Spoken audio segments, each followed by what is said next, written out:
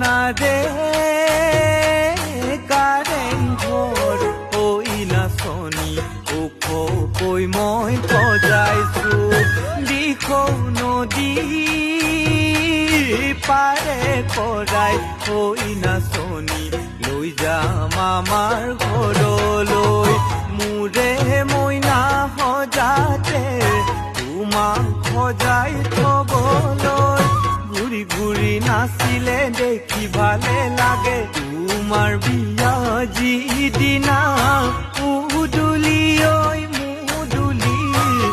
মোৰ চিতা জ্বলিব সেইদিনাখন